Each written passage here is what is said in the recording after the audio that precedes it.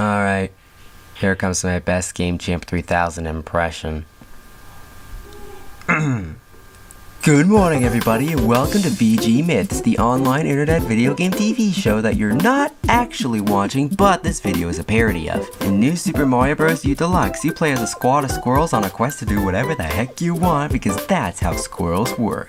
But as we all know, squirrels of the flying variety are one step above the laws of physics on the quote, universe's hierarchy of needs, which is why tonight I'm grounding these squirrels and nerfing their idea of elevating oneself via leg movements while touching the ground. Can you beat New Super Mario Bros. U Deluxe without jumping?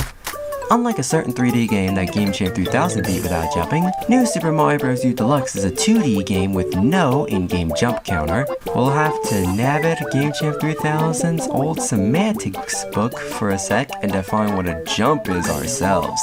For the purposes of this run, almost every action triggered by a press of the jump button is considered a jump. Jumps, double jumps, and triple jumps are jumps. Wall jumps are jumps. Pole and vine jumps are jumps. Spin jumps, though not triggered by the jump button, are jumps. Swimming? Probably a stretch, but yeah, just to be safe, swimming with the jump button is legally a jump. Also, hopping off Yoshi is a jump, and dashing with the clown car in the final fight counts as a jump. Hey, it's DSFan2 from the future, and I just want to quickly mention one important thing that I forgot to mention in my original recording. Using the balloon baby Yoshi counts as a jump as well. Trust me, that one is going to hurt in this run. Anyways, let's get back to your regularly scheduled VG Myths parody. We are allowed, however, to pull off moves that are triggered by holding the jump button while in midair, such as gliding or bouncing. We can also use Peachet's upwards boost to clear some impossible sections, since that's one step higher than the acorn suit. And no, Peachet's quote, double jump doesn't count as a jump, seeing it's more of an upward boost. With a few exceptions from the spin jump button, absolutely all actions not triggered with the jump button are 100% allowed. Though I personally avoided both the P-Acorn and the propeller suit because, well, come on. Note for the gaming challenge community, we'll also be using the jump button for menu navigations and entering a level, and crossing a gap in the world map involves a jumping animation. This challenge run is only about game mechanics and not a war against that Toadette jumped automatically at the world map and that Nabbit hops for his victory dance. One word of warning though, throughout my run I've had several accidental spin jumps. An accidental spin jump is when a Joy-Con controller is shaken unintentionally and randomly, but you don't move forward when it happens. This happened several times throughout my run, but these didn't count since I didn't make any progress with them, so I'll be cutting them out from the footage. With the rule set finally in place, let's get into the game. Quan Plains Way is the first level in the game, and of course, there's a single Goomba on the ground not letting you do anything about it. And that's where our main weapon of the run comes in, multiplayer. In multiplayer, two players are capable of picking up and throwing each other, but there's nothing stopping you from using two Joy-Con controllers simultaneously, letting us safely get by the stupid Goomba. The first of many. Our characters of choice are both Toadette and Nabbit. They're the easiest characters in the game and are perfect for the jumpless run. This is also the point where we can abuse multiplayer bubbles. When there are two or more players in the game, if one player dies or holds down both the SL and SR buttons, or L and R/ZL and ZR, that player will enter a bubble and can only be popped by either touching another player, touching a kicked Koopa shell, or by touching a player projectile. Using this, we can hit the first question block and get up to the blocks and grab the Super Crown. We Peachet glide through and keep bouncing on enemies occasionally using Nabbit, and 1-1 is a cakewalk. Then there is Tilted Tunnel, which is the only underground level in the entire run, and the first secret exit level. Once we enter the pipe, we're gonna need some picking up and throwing to clear the first two piranha plants.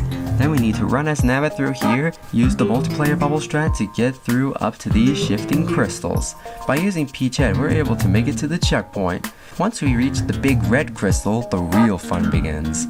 We have to bubble Peachet to the top, bubble Nabbit once you get to the tip of this blue crystal, pop Nabbit and Bubble Peachette, pop Peachette and boost her up after a bounce off Nabbit. If you don't fall down, congrats! You've made it to an off-screen ledge. Bubble Nabbit and pop him. Once you reach this one block ledge, Bubble Peachette and make Nabbit run like the crazy thief that he is and reach the secret exit pipe. After 1-2 secret exit comes 1-secret. Blooper secret lair. It's an underwater level, which is a good idea. I chose Toadette and Nabbit for this run. Both Toadette's and Nabbit's swimming controls are different compared with Mario's, Luigi's, and Toad's. We can just use the L stick to make it through. Using that and the fact that Nabbit doesn't take damage from enemies lets us easily complete the secret level and skip our way to Soda Jungle. And we can now save our progress. Before beating the game, we can only save after we clear a tower, castle, airship, or a secret level once. Seeing as how we can't save again by replaying Blooper's secret lair, we're just gonna have to make some fancy moves through Soda Jungle. 5-1 is easy. We just have to carefully get up to this giant question block, bubble Nabbit, and let Peachette deal with everything via bouncing off the giant enemies. And then comes the first split path in the way. We have two options, either bridge over poison waters or bramble woods. I, of course, went to 5-2 instead of 5-3. While there are bridges that can make you try to fall right through and touch the deadly poison, we can easily make it through them by simply shaking the controller as Peachette immediately while we're airborne, allowing us to boost through and bounce off the enemies to give us a big boost through the level. After that, we have come to the first major roadblock level in the run. World 5-Tower Snake Block Tower. Throughout the run, there are 4 levels that are extreme run enders. They are Snake Block Tower, Flight of the Parabeetles, Slide Lift Tower, and Ludwig's Clockwork Castle. We'll call these levels the Deadly 4. Snake Block Tower involves this giant snake block which we need to reach the top of the tower with. We should always stay on the front snake block in case if it decides to go up. That wouldn't be too bad if it wasn't for another problem in the stage. Amps. There are tons of amps scattered throughout the tower, some big and some normal size. Nabbit doesn't take damage from enemies, but he will be stunned for a second when he touches an amp. For the first big amp, we just have to run to it like an idiot and while the snake blocks are starting to go down. We need to do this several times throughout the tower, but at this point the snake blocks are going up and there's an amp in the way, and the snake block just goes under and up past it. We need to carefully hit the amp when the snake blocks are starting to turn left. After that, we run towards the frontal snake block and we can easily make it to the checkpoint. We also have to make sure that Toadette is bubbled before we enter the first pipe. You might need to re-bubble Toadette once or twice because we need her for the boss fight at the end. More of the same comes in the second half of the level, and it's basically free once you make it to the top where there are 2 small amps and 4 swinging spiked pendulums. The fight against Boom Boom is an easy fight as long as you remember to spare Toadette. We can use the invincibility frames when exiting a bubble to hit Boom Boom 3 times. After that, we can save our progress, and that's 1 level on the Deadly 4 cleared. The secret exit in 5-Ghost House isn't that much of a problem. We just need to make sure that Nabbit is on the lift and to pop Peachette when the main door appears to boost our way to the secret exit tunnel. Bubble Nabbit, and until the end flag, Peachette can handle herself through the rest. And now we have encountered the second level in the Deadly 4, 5-Secret Flight of the Parabeetles. 3 problems: Parabeetles everywhere, diagonal auto-scroller, oversized bullet bills. Everything you can possibly do to make this level impossibly impossible is all combined into one smorgasbord of impossibility. We need to spare Peachette and to make sure she doesn't take damage, but that's really hard in this stage. So what do? We beat Snake Block Tower for a second time! Only this time we hit this big question block to let Toadette have her super crown. After we save, we can come back to this level. There are Parabeetles everywhere in the stage, big and small. We can use the small ones to our advantage by landing on them to make us go up and pull off some insane Peachette strats. One word of warning though, landing on the big Parabeetles is a death sentence. They go down instead of up and you can't do anything about them. We gotta avoid all the big pair Beetles at all costs. Also, the stage is a diagonal auto-scroller, so we need to be fast without jumping to escape this nightmare. In the second half of the level, there are oversized bullet bills ready to ruin our day. You can tell where they're coming in by the coins shaped like bullet bills, but the last two are not indicated unless you hit a P-switch. And for this part, we need to free Nabbit to make it onto these pair of Beetles. This level is definitely possible, but this was the hardest way to clear Flight of the Parabeetles nonetheless. After that massive assault on your brain requiring you to make the most outlandish of plays, we have saved our progress and have made it to Moraine Clouds. Land of the Flying Blocks was somewhat easy. We just used some strats from the previous level to make it through, although I did lose Peachette a couple of times. The next split path has two more options, either Seesaw Shrooms or Switchback Hill. And no, we can't just clear 7-2. I tried to beat it, but I hope you can forgive me for giving up. While 7-2 looks to be impossible, 7-3 is perfectly doable. Just don't take too long to get your bearings, and don't be an idiot like me and overlook this platform over here. Then comes the third level in the Deadly 4, World 7-Tower Slide Lift Tower. While this isn't an auto-scroller, there are tons of fire bros and deadly slide lifts. We also need to spare Peachette again. So what do? We beat Snake Block Tower for a third time. After that, how in the heck are we gonna have any hopes of finishing this level? I'm glad you asked. At the exact moment the level begins, bubble Peachette. Pop Peachette and let her bounce off Nabbit to KO the first fire bro. Use Peachette's unique abilities to make it to this ledge and bubble Nabbit. Pop Nabbit and hold up to enter the first pipe, and that's just the first room. Use insane strats to make it up to this first sliding lift. Bubble Nabbit in order for him to make it to the platform with us. Bubble Peachette while the platform is going up, and hop on Nabbit to boost up to this ledge. After a lot of waiting around and trial and error, Peachette will make it up to this platform. Bubble Nabbit and prepare to make a boost up to the next area. Repeating this process allows us to make it to the second exit pipe. Once we reach the checkpoint, we can relax and bubble both because this question block is an infinite Super Crown block. Re-enter the level to start from the checkpoint and regain the Super Crown. After using some more precise plays, we can make it to this area, bubble Nabbit and pop him to make him bounce on Peachette. With proper timing, Nabbit should be able to run across the other side. With some more Peachette stretch, we have made it to the boss fight at the gates. And would you look who the baddie is here? Kamek on the field! Kamek, as we all know, is RNG. He can teleport to here, or here, or here, or he can even be an idiot and teleport here. We need to bubble Peachette and pop her when Kamek is bringing out his magic blocks. Bounce on Nabbit for some extra height and land on one of the blocks. You can make her fall off the block and shake the controller to move from one block to another and to hit Kamek. If Kamek has been hit or if he makes the blocks fall down, bubble Peachette immediately. When Kamek gets hit, he would summon Magic Blast, which would turn a piece of the ground into a donut block. But Nabbit can make him disappear just fine. Hit Kamek 3 times and boom! A third level on the Deadly 4 is cleared. Spinning Spirit House is easy as long as you have Peachette. At this pole segment, you might think we have to bubble platform off the poles. However, the fake blocks kinda ruin our fun, but luckily, nobody cares. Super coincidentally luckily, there's a secret hole in this area right here that we can just go through. The secret exit is possible, and then comes the last level on the Deadly 4, 7-Castle, Ludwig's Clockwork Castle. This one is the deadliest of the Deadly 4. There are several crushers and a few sledge bros that we have to deal with. The single crushers are no problem, it's the double crushers we have to worry about. We also need a spare Peachette for this one. So what do? We beat 7-Tower once again to save our progress with Peachette.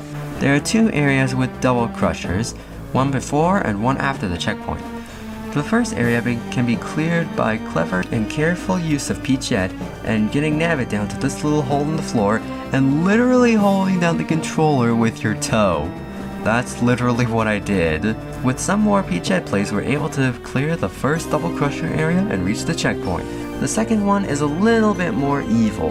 Fans of Steve Gaming call this area the Eat a Coin or I'll Crush Ya. My original strategy wasn't working because we weren't either fast enough or that Sludge Bro up here would mess us up. I started to legitimately believe that the run was over. But that was when I remembered something. Something I've seen in the coinless run of the game. Steve Gaming used a mini mushroom to clear through this evil area. And then I remembered that in New Super Mario Bros. U, the mini mush gives you the ability to run up any flat wall. And wouldn't ya look at the crushers?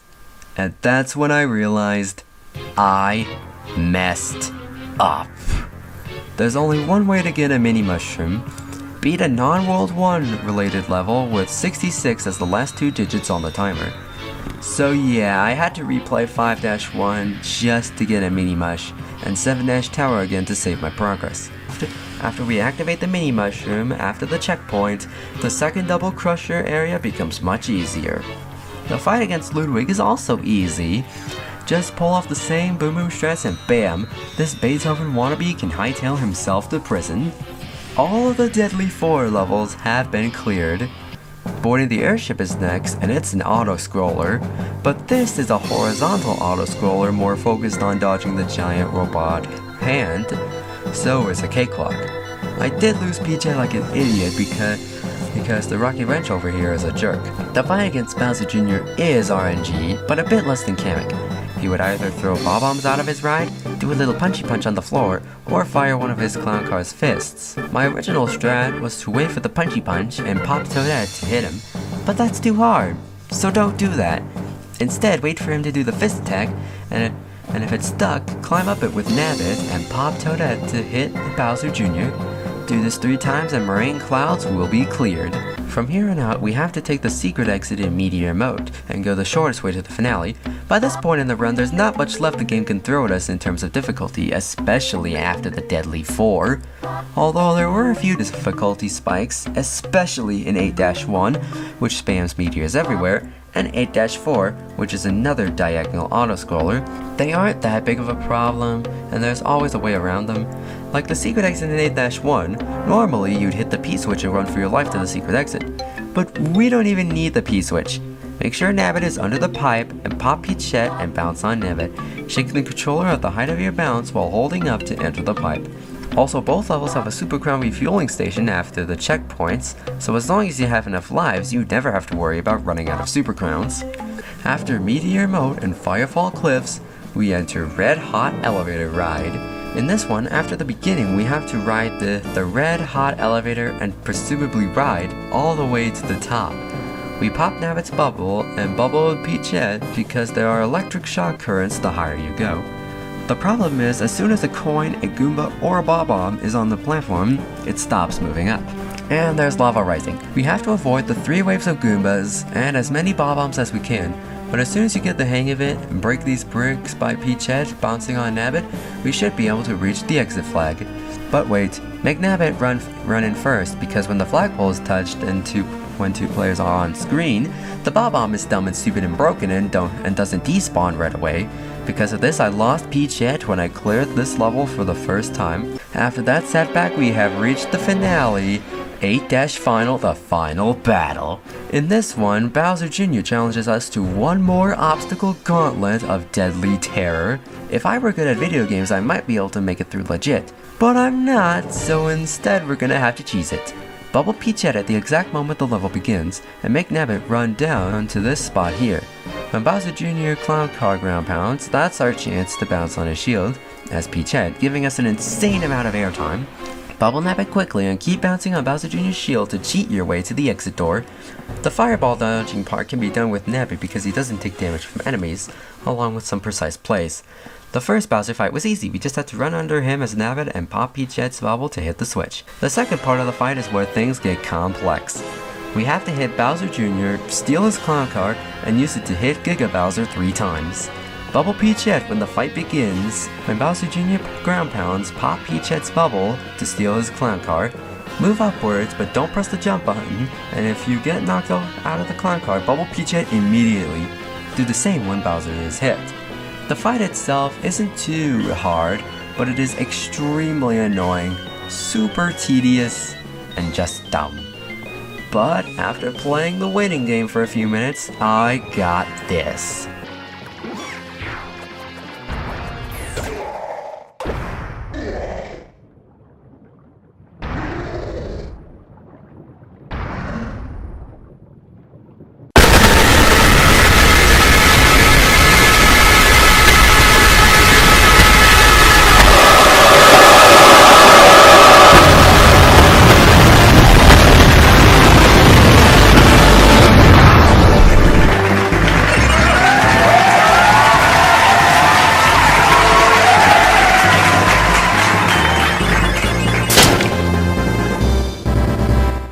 With Bowser firmly phoned home, Peach's castle back to normal, and doing absolutely nothing in the end credits, the new Super Mario Bros. U Deluxe Jumpless Run is mission complete.